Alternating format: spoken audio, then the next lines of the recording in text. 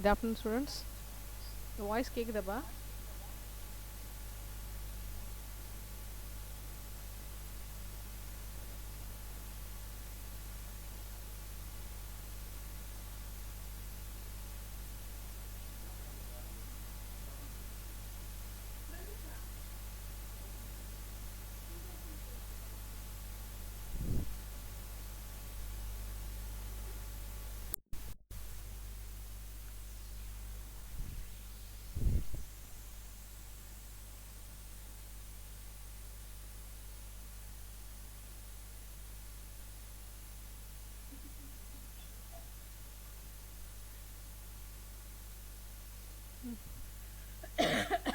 Last class ஒரு விஷயம் பார்த்தோம்ப்பா mesh மெத்தடில்.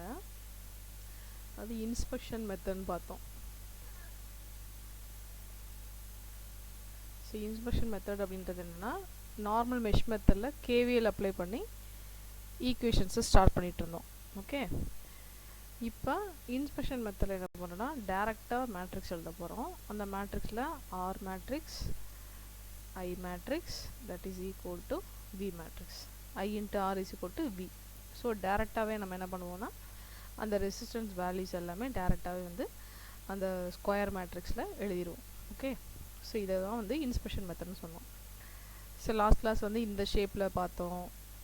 மெஷ் வந்து இந்த விதமாக இருக்கும், அப்புறம் இப்படி இருக்கும் மெஷ்ஷு, இது ஒரு மெஷ்ஷு, ஸோ இது ஒரு க்ளோஸ்டு பார்த்து, இது ஒரு க்ளோஸ்டு பார்த்து, அதுக்கப்புறம் ட்ரையாங்குலர் ஷேப் பார்த்தோம். ட்ரையாங்குலர் ஷேப்பில் இப்படி ஒரு ஷேப் பார்த்தோம். சரியா? இது ஒரு லூப்பு, இது ஒரு லூப் கான்செப்ட், இது ஒரு லூப் கான்செப்ட். இப்போ இந்த ப்ராப்ளம் கொஞ்சம் அதே கான்செப்ட் தான், கிட்டத்தட்ட அந்த ட்ரையாங்குலர் ஷேப் ஃபார்ம் ஆயிருக்கு. பட் வந்து இது வந்து நம்ம பிரிட்ஜ் மெத்தடு சொல்லுவோம், பிரிட்ஜுன்னு சொல்லி படிச்சிருப்போம் ஃபிசிக்ஸில். ஸோ பிரிட்ஜ் சர்க்கியூட்னும் போது 4 ஆர்ம்ஸ் இருக்கும், நடுவில் வந்து ஒரு அந்த பேலன்ஸ்டு ஆர்ம் ஒன்று இருக்கும். ஓகே, ஸோ அப்போ இந்த சர்க்கியூட் வந்து ஜென்ரலாக பிரிட்ஜ் சர்க்கியூட்னு நம்ம கேள்விப்பட்டிருக்கோம். ஓகே, இப்போ கொஸ்டினில் வந்து நம்மகிட்ட என்ன கேட்டிருக்காங்க அப்படின்னா, டிட்டர்மைன் த கரண்ட்ஸ், எல்லா கரண்ட்டும் கண்டுபிடிக்க சொல்கிறாங்க இந்த bridge circuit using mesh analysis. Okay, mesh அனாலிசிஸ்ன்ற வார்த்தை மட்டும் தான் போட்டிருக்காங்க, இன்ஸ்பெக்ஷன் மெத்தடுன்ற வார்த்தை போடலை. நம்ம ஜென்ரலாக என்ன பண்ணலாம் அப்படின்னா, மெஷ் அனாலிசிஸ்க்கு கேவிஎல் அப்ளை பண்ணி ஈக்குவேஷன்ஸ் ஃபார்ம் பண்ணி அந்த ஈக்குவேஷன்ஸ்லேருந்து மேட்ரிக்ஸ் ஃபார்மெட்டில் எழுதுறதை விட டேரெக்டாகவே வந்து நம்ம மேட்ரிக்ஸ் ஃபார்மெட்டில் எழுதிக்கலாம், தப்பு இல்லை. ஸோ இன்ஸ்பெக்ஷன் மெத்தடு மென்ஷன் பண்ணாலும் சரி, இன்ஸ்பெக்ஷன் மெத்தடு மென்ஷன் பண்ணலனாலும் சரி, we can use inspection method for mesh analysis. இதான் point. Okay,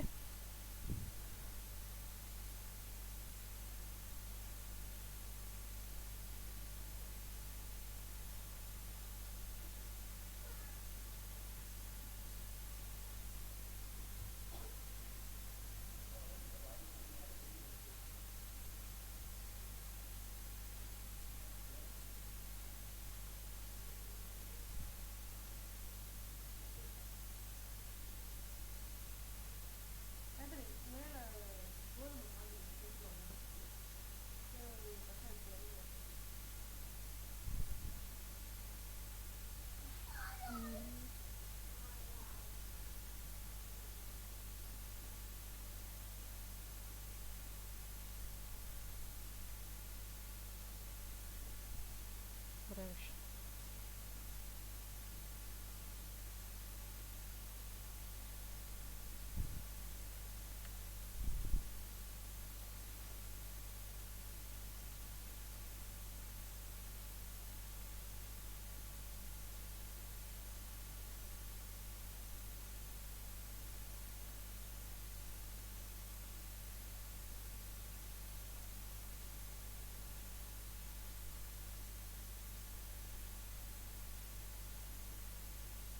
okay, so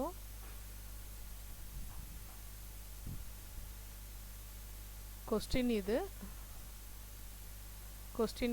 currents இன் பிரிட்ஜ் சர்க்கியூட்டு. ஸோ கிவனில் வந்து நமக்கு வந்து அவங்களே ஒரு இடத்துல மார்க் பண்ணி ஒரு ஐன்னு ஒரு கரண்ட் பேர் வச்சுருக்காங்க, அகெயின் I1 பேர் வச்சுருக்காங்க, அகெயின் I2ன்னு பேர் வச்சுருக்காங்க, I3 I4. ஓகே, அகெயின் இங்கே ஒரு I5 இருக்குது. இவ்வளோ விஷயம் இருக்குது. ஸோ இது ஆல்ரெடி அவங்களே மென்ஷன் பண்ண கரண்ட்டு, நம்ம அதை சேஞ்ச் பண்ணக்கூடாது. இது ஒரு பாயிண்ட்டு. நான் என்ன சொன்னேன், இன்ஸ்பெக்ஷன் மெத்தடுன்ற வார்த்தை இருந்தாலும் சரி இல்லைனாலும் சரி we can use inspection method, அதாவது ஆர் மேட்ரிக்ஸு ஐ காலம் மேட்ரிக்ஸு அடுத்து வோல்டேஜ் உடைய காலம் மேட்ரிக்ஸ் இப்படி எழுதிடலாம் டேரெக்டாக. இது போக இந்த மாதிரி கொஸ்டின்லேயே அவங்களே கரண்ட்டோட டேரக்ஷன் கரண்ட்டோடைய பேர் எல்லாமே கொடுத்துருந்தாங்க அப்படின்னா நம்ம வந்து அதை தான் ஃபாலோ பண்ணிக்கணும். அப்போ இது வந்து கிவன் சர்க்கியூட்டு, அப்போ இதை நம்ம சேஞ்ச் பண்ணக்கூடாது. ஓகே, இதில் என்ன விஷயம் மிஸ்ஸிங் ஆகுதுன்னு பார்த்தோம்னா இது வந்து ஒரு மெஷ் கான்செப்ட். மெஷ்ன்றது என்ன சொல்லுவோம், க்ளோஸ்டு பாத்து. இது ஒரு க்ளோஸ்டு பாத்து, இது ஒரு க்ளோஸ்டு பாத்து, இது ஒரு க்ளோஸ்டு பாத்து. இந்த பாத்துக்குன்னு ஒரு கரண்ட் இருக்கணும், அந்த கரண்ட்டை பற்றி இவங்க சொல்லவே இல்லை. ஸோ நம்ம வந்து அதை வேணால் நம்ம வந்து இப்போ மென்ஷன் பண்ணிக்கலாம். இப்போ இது வந்து மெஷ் நம்பர் 1, இது மெஷ் நம்பர் 2, இது மெஷ் நம்பர் 3. ஓகே, ஸோ அப்போ இதில் வந்து ஒரு கரண்ட் ஃப்ளோ ஆகுது, இதில் ஒரு கரண்ட் ஃப்ளோ ஆகுது, இதில் ஒரு கரண்ட் ஃப்ளோ ஆகுது. ஸோ மெஷ் நம்பர் 1ஓட கரண்ட்டு, மெஷ் நம்பர் 2ஓட கரண்ட்டு, மெஷ் நம்பர் 3ஓட கரண்ட்டு. இவங்க கொஸ்டினில் எப்படி மார்க் பண்ணியிருக்காங்க அப்படின்னா ஒவ்வொரு பிரான்ச்சுக்கும் அக்ராஸாக வரைஞ்சிருக்காங்க. இந்த இப்போ 2 நோடு பாயிண்ட் இருக்குது, இது ஒரு node, nothing but meeting point, junction point. Okay, so இந்த நோடுக்கும் இந்த நோடுக்கும் நடுவில் வர விஷயத்தை நம்ம என்ன பேர் வச்சுருப்போம்னா பிரான்ச்சுன்னு சொல்லியிருப்போம். ஸோ 2 நோடுக்கு நடுவில் வர விஷயம் பிரான்ச்சு. அந்த பிரான்ச்சோட கரண்ட்டு தான் I2, கன்ஃபியூஸ் பண்ணிக்கூடாது. நம்ம இன்னும் மெஷ்ஷு கரண்ட்டுன்னு சொல்லி ஒரு விஷயம் அவங்க எங்கேயுமே சொல்லவே இல்லை, மெஷ்ஷு கரண்ட்டு சொல்லலை. இப்போ கிட்டத்தட்ட பார்த்தோன்னா இந்த க்ளோஸ்டு பாத்தில் வந்து I2வும் இருக்குது, I3யும் இருக்குது, அகெயின் I1 இருக்குது. ஸோ இவங்க எல்லாருமே யாருன்னு பார்த்தா நோடு, ஜங்ஷன் பாயிண்ட்டுக்கு அக்ராஸாக தான் இந்த I1 இருக்குது. இந்த 2 ஜங்ஷன் பாயிண்ட்டுக்கு அக்ராஸாக தான் I3 இருக்குது. But mesh current nothing but closed பாத்தோட கரண்ட்டு, அந்த பர்டிகுலர் க்ளோஸ்டு பாத்துக்குன்னு ஒரு கரண்ட் இருக்குல்ல, அந்த கரண்ட்டை பற்றி சொல்லவே இல்லை. ஸோ இது ஒரு பாயிண்ட் நம்ம நோட் பண்ணிக்கிறோம். ஸோ கிவன் சர்க்கியூட்டில் அவங்க என்ன கரண்ட் டைரக்ஷன் கொடுத்துருக்காங்களோ அதை தான் ஃபாலோ பண்ணணும், அதை நம்ம சேஞ்ச் பண்ணக்கூடாது. அது போக மிஸ்ஸிங் ஆகிற விஷயத்த மட்டும் நம்மளாக பேர் வச்சுக்கலாம். நம்ம ஜென்ரலாக வந்து கிளாக் வைஸ் டேரக்ஷனில் மெஷ்ஷோட டேரக்ஷனை ஒரு ஃபாலோ பண்ணிக்கிடுவோம். ஸோ நம்ம மெஷ் எத்தனை இருக்கோ அதுக்கேற்ற மாதிரி கரண்ட்டை போடுறோம். இது ஒரு I1 கரண்ட், இது ஒரு I2 கரண்ட், ஒரு I3 current. Okay, so point புரிஞ்சில்லப்பா. ஸோ இப்போ வந்து இது கிவன் சர்க்கியூட். நான் அடுத்து என்ன பண்ணுவேன், சொல்யூஷன் பண்ணும்போது இது நான் ரீட்ரா பண்ணிக்கணும். ஓகே, ரீட்ரா பண்ணும்போது ஸோ ஃபஸ்ட்டு ஸ்டெப்பை என்ன பண்ணுவோன்னா கிவன் சர்க்கியூட்டை we have to redraw the circuit. So redraw என்னது, அதை வந்து மெஷ் கரண்ட்டை வச்சு பேசணும். மெஷ் கரண்ட் எப்படி போடுவேன், கிளாக் வைஸ். ஸோ கர்வாக போடணும், அதுக்கு போல் இவங்க புக்கில் வந்து இப்படி இருக்குது, வேற ஒன்றும் புதுசாலாம் இல்லை.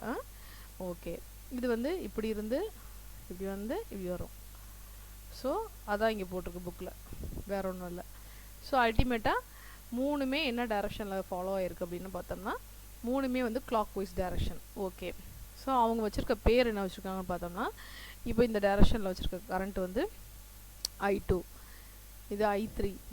ஓகே, இது வந்து I1.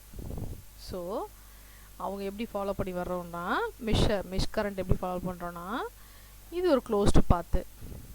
ஓகே, அப்போ இந்த I1 கரண்ட் வந்து இப்படி வர்ற மாதிரி.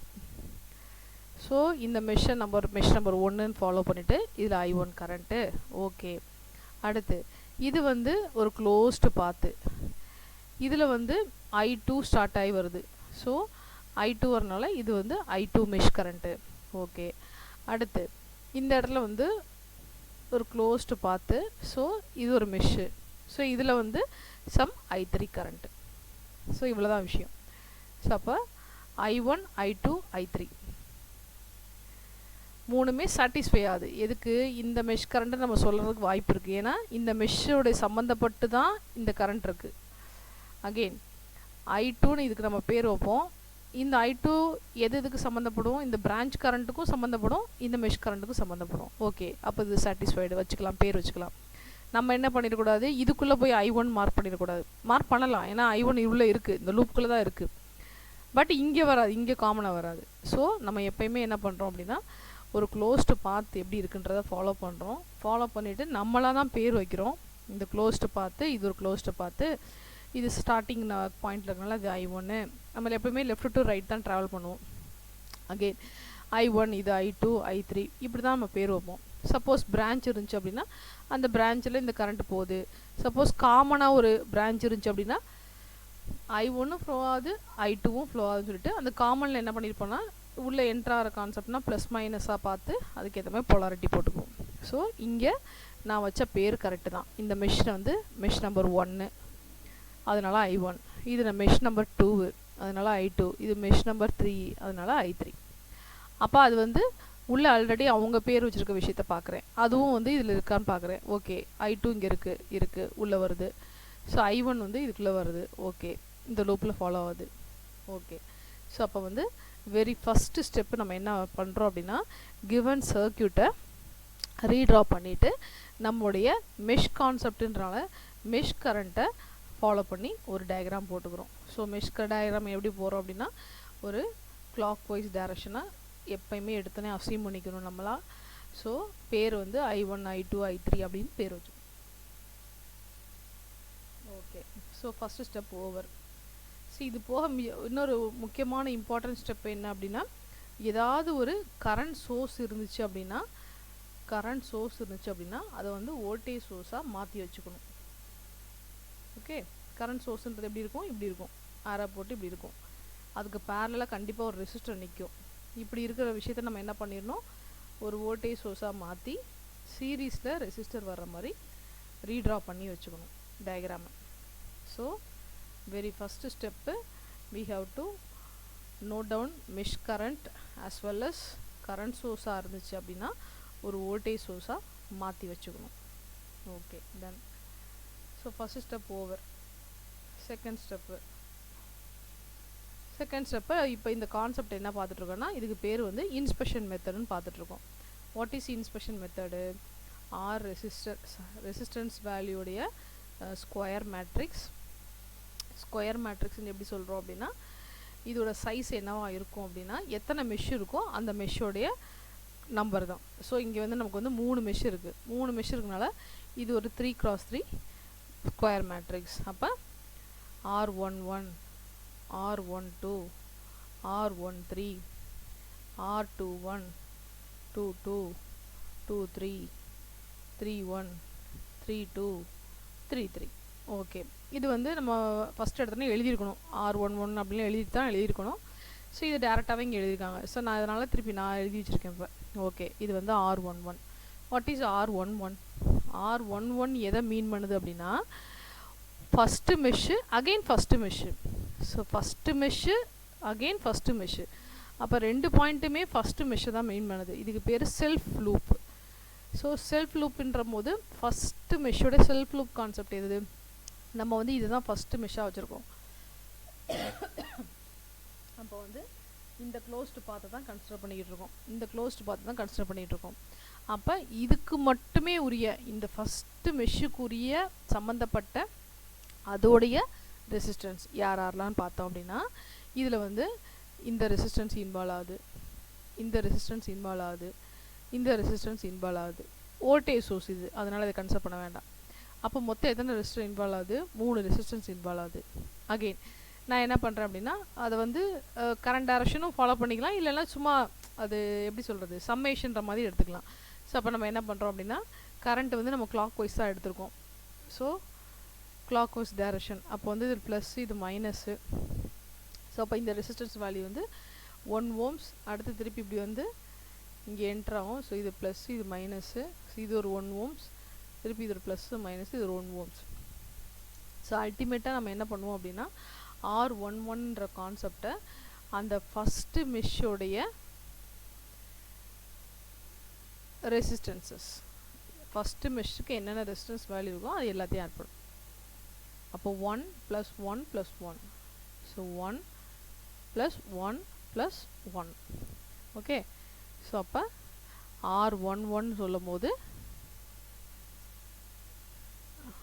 இது ஃபஸ்ட்டு மெஷ்ஷு 1, இது 1. ஓகே, ஸோ அப்போ 1 + 1 + 1. அகெயின் R12 எழுத போகிறேன். வாட் இஸ் இந்த மீனிங் ஆஃப் 12?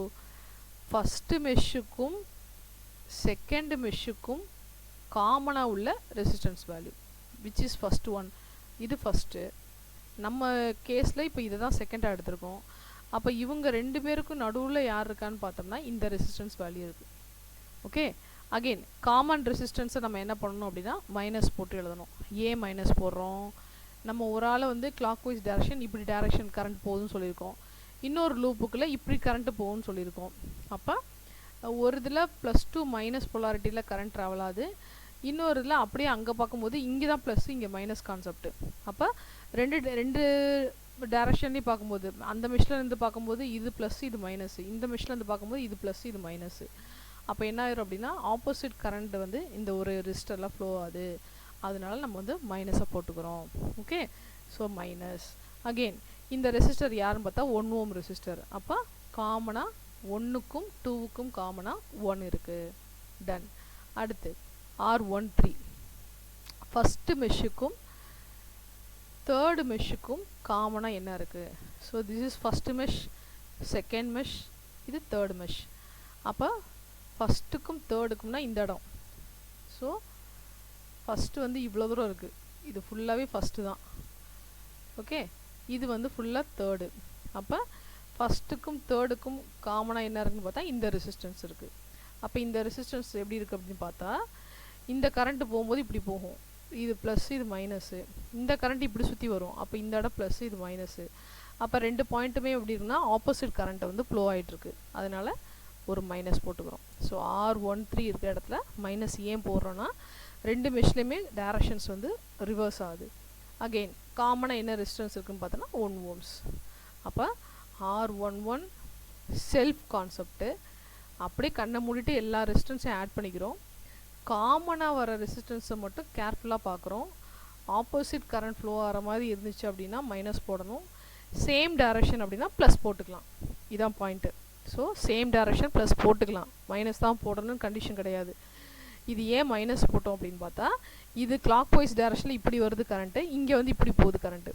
ஸோ ஆப்போசிட் பாயிண்ட்டாக இருக்குது. இதில் ப்ளஸ் இங்கே இப்படி பார்க்கும்போது இது ப்ளஸ் இது மைனஸு, இங்கிருந்து பார்க்கும்போது இது ப்ளஸ் இது மைனஸு.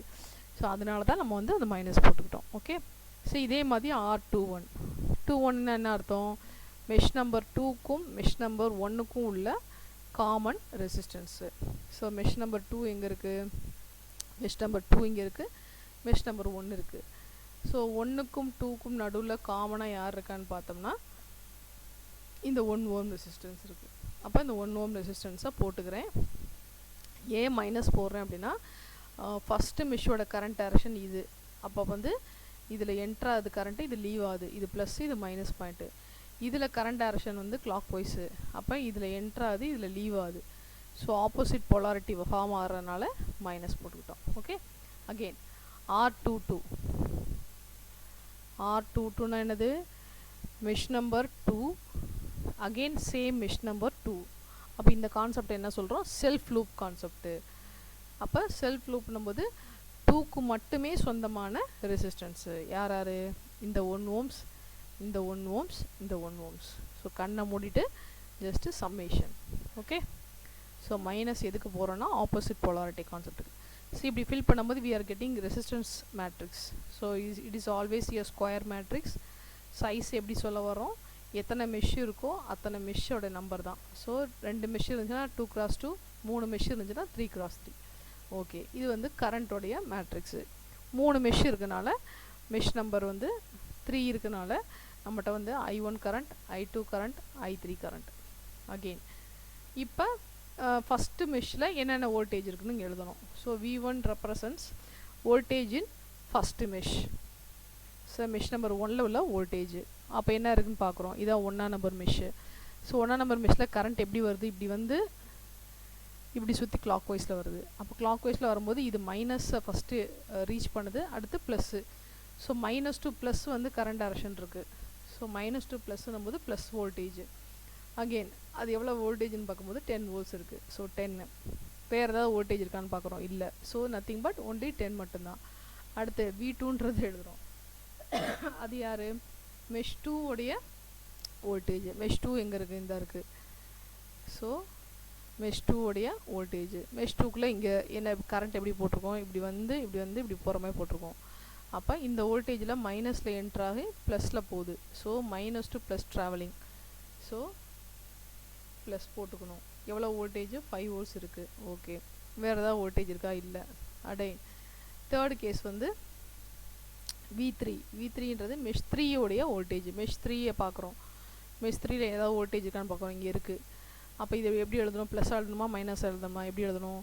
கிளாக் வைஸில் டைரக்ஷனில் கரண்ட்டை போட்டிருக்கோம், நம்மளாம் அசியூம் பண்ணியிருக்கோம். அப்படி பார்க்கும்போது -to ப்ளஸ் தான் கரண்ட் வரும். அப்போ -to ப்ளஸ்னும் போது ப்ளஸ் வோல்டேஜ் கான்செப்ட்டு, வேல்யூ வந்து 5. ஸோ இதை ஃபில் பண்ணிட்டாலே நான் வந்து இது வந்து ஷுர் பிக் கொஸ்டின். இது வந்து இந்த கொஸ்டின் தான் இந்த யூனிட்டு, வேறு கொஸ்டின் ஆப்ஷனே இல்லை. ஒன்று மெஷ் மெத்தடு, அப்படின்னா நோடல் மெத்தடு. 2 மெத்தட் தான் மொத்தமே இருக்குது. இதில் வந்து மெஷ் மெத்தட் இல்லாத கொஸ்டின் பேப்பரே கிடையாது. ஓகே, அதில் இன்ஸ்பெக்ஷன் மெத்தட் நம்ம நல்லா ப்ராக்டிஸ் பண்ணிட்டோம் அப்படின்னா இது ஒன்றுமே இல்லை. ஸோ இந்த மெத்தட் வந்து நிறையா என்ன சொல்கிறது, இனிமேல் ஃப்யூச்சரில் எல்லா யூனிட்லேயுமே நம்ம அப்ளை பண்ணுவோம். ஸோ அதனால் இது வந்து கிளியராக இருக்கணும். ஸோ இப்போ நம்மகிட்ட மேட்ரிக்ஸ் ரெடி ஆயிடுச்சு. மேட்ரிக்ஸ் ரெடிச்சா எப்பயும் போல தான் டெல் கண்டுபிடிப்போம், del 1 கண்டுபிடிப்போம், del 2 கண்டுபிடிப்போம், del 3 கண்டுபிடிப்போம். எனக்கு I1 கரண்ட் வேணும் அப்படின்னா del 1/del போடுவோம். அதே தான். நம்ம கிட்டே என்ன கேள்வி கேட்டிருக்காங்கன்னா எல்லா கரண்ட்டுமே கண்டுபிடிக்க சொல்லியிருக்காங்க. நம்ம வந்து ஃபஸ்ட்டு கொஸ்டினில் பார்த்தப்பே இந்த இடத்துல வந்து அவங்களே இது வந்து கரண்ட்டை வந்து மார்க் பண்ணியிருந்தாங்க. இது I1, இது I2 அப்படிலாம் மார்க் பண்ணியிருந்தாங்க. சரியா? அப்போ நம்ம எல்லா கரண்ட்டுமே கிட்டத்தட்ட கண்டுபிடிக்க போகிறோம். எல்லா பிரான்ச்சோட கரண்ட். பிரான்ச்னு என்னது? ஏக்கும் பிக்கும் அக்ராஸாக என்ன கரண்ட் இருக்குன்னா I2, ஏக்கும் டிக்கும் அக்ராஸாக என்ன இருக்குன்னு பார்த்தா I1. ஸோ இந்த பிரான்ச்சோட கரண்ட்ஸ் எல்லாத்தையும் நம்ம இப்போ கண்டுபிடிக்க போகிறோம்.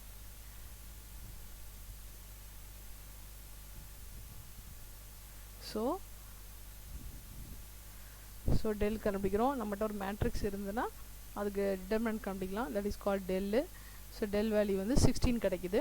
அகெயின் del I1 கண்டுபிடிக்கிறோம். del I1 போது நம்முடைய அந்த காலம் மேட்ரிக்ஸில் வந்து இது R மேட்ரிக்ஸு, இது I மேட்ரிக்ஸு, இது V matrix.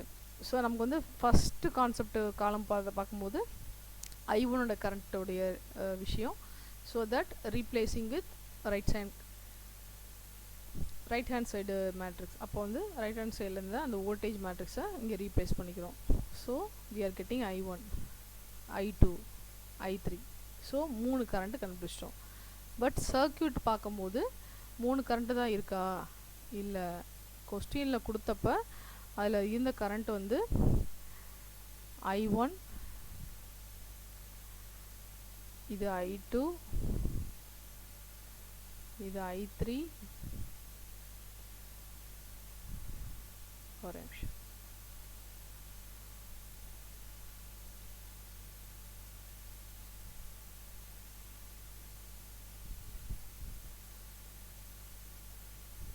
So I4, I5.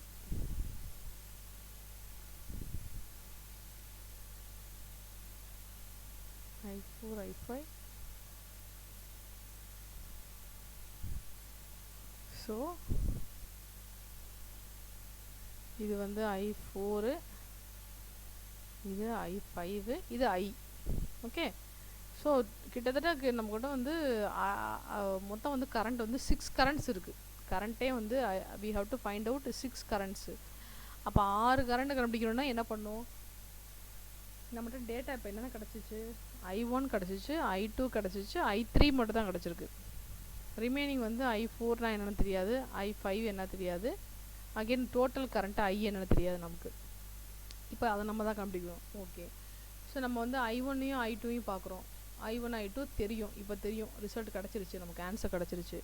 So I1 current கையில் இருக்குது, I2 கரண்ட் கையில் இருக்குது. ரெண்டு பேரும் ஏ நோட்லேருந்து ஸ்டார்ட் பண்ணி லீவிங் கரண்ட்டாக வர்றாங்க. அப்போ என்டரிங் கரண்ட் யார்? அந்த பாயிண்டில் டோட்டல் கரண்ட்டு I. அப்போ நான் என்ன சொல்லலாம், என்ன ரிலேஷன் சொல்லலாம்? ஐக்கும் I1 I2க்கும் என்ன ரிலேஷன் சொல்லலாம்? This is the relation. So இது வந்து லீவிங் கரண்ட்டு, இது என்டரிங் கரண்ட்டு. எங்கே? At node A. நோடு ஏல I வந்து டோட்டல் I வந்து என்டர் ஆகுது, இந்த I1 I2 லீவ் ஆகுது. அப்போ இவங்க ரெண்டு ரிலேஷன் என்னென்னு பார்த்தோம்னா இது ரெண்டையும் சம் பண்ணி எடுத்தோம்னா we are getting total I. அப்போது ஒரு ஆன்சர் கிடச்சிருச்சு. ஸோ அன்னோன் மொத்தம் 3 இருக்குது, அதில் I கிடச்சிருச்சு அகெயின். அப்போ இந்த 2 கரண்ட் இப்படி ட்ராவல் பண்ணி வருது. ஓகே, ஸோ இந்த I1 வந்து டியில் மீட் பண்ணுது, இந்த I2 வந்து பியில் மீட் பண்ணுது, I2 வந்து பியில் மீட் பண்ணுது. ஓகே, அந்த பியிலேருந்து தான் I4ம் I3யும் லீவ் ஆகுது. பட் இப்போ நம்ம கையில் வந்து I3 தெரியும், நோன் டேட்டா. அப்போ இது நோன் கான்செப்ட்டு, இதுவும் நோன் கான்செப்ட்டு. இந்த அன்னோனை கண்டுபிடிச்சிடலாமா? அப்போ என்ன பண்ணுறோம், I2ன்றது என்டரிங் கரண்ட்டு, I3யும் I4ம் leaving current as per KCL at a node entering sum of the entering currents is equal to sum of the leaving currents. அப்போ I2 I3. இப்போ unknown யார் அப்படின்னா I4 தான். அப்போ I4 வேணும்னா I2 minus I3. Okay, again so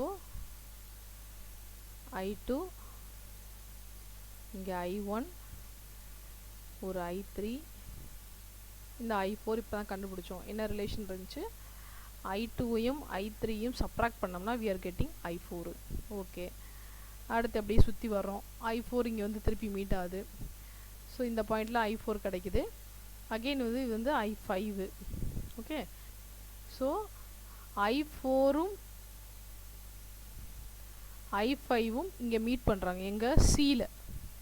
அப்போ C நோடில் meet பண்ணுற இடத்துல லீவிங் கரண்ட் யாருன்னு பார்த்தா இந்த I. இதுதான் இங்கே இருக்குது, இப்படியே தான் வருது, இப்படியே வந்து தான் இங்கே வருது. ஓகே, அப்போ இந்த I. அப்போ இப்போ ரிலேஷன் எழுதலாமா, I4யும் I5யும் ஆட் பண்ணோம்னா okay we are getting I. இப்போ தான் ரீசெண்டாக I கண்டுபிடிச்சோம். I என்ன சொல்லியிருந்தோம், total I is equal to இந்த I எப்படி கிடைக்கும், இது என்டரிங் கான்செப்ட்டு, இங்கே ஒரு லீவிங், இங்கே ஒரு லீவிங், இந்த லீவிங் வந்து I1, இந்த லீவிங் வந்து I2. இது கண்டுபிடிச்சி ரெடியாக வச்சுருக்கோம்.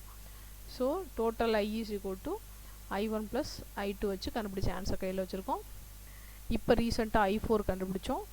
ஸோ 2 நோன் டேட்டா இருக்குது கையில். So we can find the unknown data I5. அவ்வளோதான். ஸோ இப்போ ப்ராப்ளம் என்ன அப்படின்னா, கொஸ்டினில் வந்து நம்மகிட்ட வந்து என்ன கேட்டிருந்தாங்கன்னா, எல்லா கரண்ட்டுமே கண்டுபிடிங்க. எல்லா கரண்ட்டுனா இந்த பிரான்ச் கரண்ட்டு, இந்த பிரான்ச் கரண்ட்டு I2, இந்த கரண்ட்டு I1, இந்த கரண்ட்டு I3,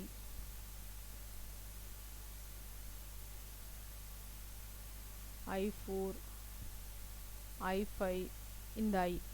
மொத்தமாக 6 கரண்ட் இருக்குது. 6 கரண்ட்டு கண்டுபிடிக்க சொல்லிட்டாங்க. ஸோ நம்ம என்ன பண்ணியிருந்தோம், ஸ்டார்டிங் பண்ணும்போது இது ஒரு மெஷ்ஷு, இது ஒரு மெஷ்ஷு, இது ஒரு மெஷ்ஷு நம்மளாக தான் அசியூம் பண்ணுறோம். ஏன்னா மெஷ் கரண்ட்டை பற்றி அவங்க ஒன்றுமே பேசவே இல்லை. இப்படி அசியூம் பண்ணும்போது ஒரு சின்ன ரிலேஷனையும் வச்சுக்கிறோம். அந்த மெஷ்ஷுக்குள்ளே இன்வால்வ் ஆகிற ஒரு கரண்ட் என்ன பேர் வச்சுருப்பாங்கள்ல, அந்த கரண்ட் I1. ஓகே, அகெயின் அந்த கரண்ட்டு இந்த மெஷ்ஷுக்கு இன்வால்வ் ஆகிற மாதிரி கரண்ட் இருக்குது, தட் இஸ் I2. அடுத்து இந்த மெஷ்ஷுக்குள்ளே இன்வால்வ் ஆகிற மாதிரி வருதா I3. அப்போ 3 மெஷ்ஷு I1, I2, I3யும் பேர் வைக்கிறது தப்பே இல்லை. ஸோ பேர் வச்சிட்டோம். பேர் வச்சுட்டு எப்பயும் போல் நார்மலாக இன்ஸ்பெக்ஷன் மெத்தட்ன்ற மெத்தடை அப்ளை பண்ணுறோம். அதில் என்ன எழுதுகிறோம் அப்படின்னா, resistance matrix into current matrix is equal to V மேட்ரிக்ஸ்னு எழுதுகிறோம். அப்படி எழுதும் போது ரெசிஸ்டன்ஸ்ன்ற போது ஃபஸ்ட்டு ரெசிஸ்டன்ஸ் எப்படி எழுதுகிறோன்னா, it is a self resistance. Always டயகனலில் வர எல்லாமே வந்து செல்ஃப் ரெசிஸ்டன்ஸ் தான். அப்போ ஆறுன்றது என்ன அப்படின்னா, it is a square matrix. அது எப்படி எழுதுகிறோன்னா, நம்பர் ஆஃப் மெஷஸ் 3 இருக்கனால 3x3 மேட்ரிக்ஸு. ஓகே, அப்போ நம்மகிட்ட வந்து R11, R22, R33 சொல்லிட்டு 3 செல்ஃப் லூப் இருக்குது. அடுத்து R12, R21 இது ரெண்டுமே சேம் தான். R13, R31 திருப்பி கண்டுபிடிக்க தேவையில்லை. இது ஒரு தடவை கண்டுபிடிச்சோம்னா இது that is equal to this.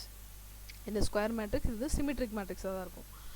Again R32, R23 சேமு.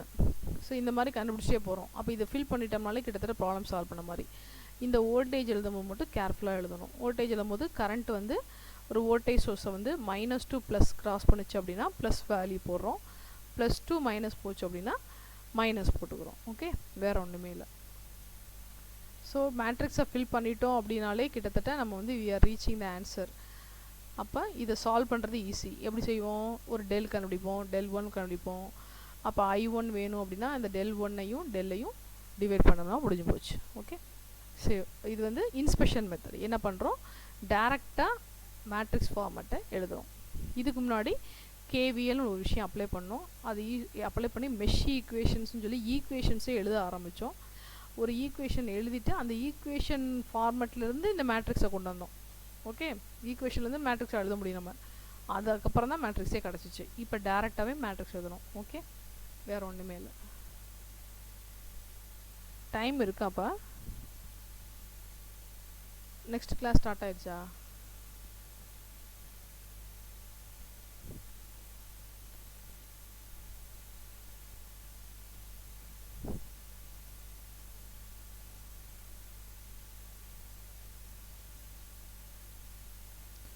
So nodal method நம்ம நெக்ஸ்ட் கிளாஸ் கூட பார்க்கலாம். அது கொஞ்சம் பெருசாக போகும். அது அது கம்ப்ளீட்டாக முடிஞ்சதுக்கப்புறம் அப்போ தான் புரியும். அதனால் வேணாம், அது ஸ்டார்ட் பண்ணுறது ஃப்ரெஷ்ஷாகவே ஸ்டார்ட் பண்ணுறேன். இதோட ஸ்டாப் பண்ணிக்கிறேன். சீனியர்ஸ்க்கு எக்ஸாம் இருக்குது, இன்டர்னல் எக்ஸாமு. நீங்கள் க்ளோஸ் பண்ணிக்கோங்க, நான் அட்டண்டன்ஸ் போட்டுக்கிறேன். ஓகேப்பா, தேங்க்யூ தேங்க்யூ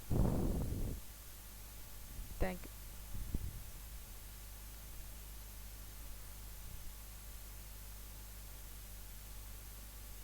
தேங்க்யூ.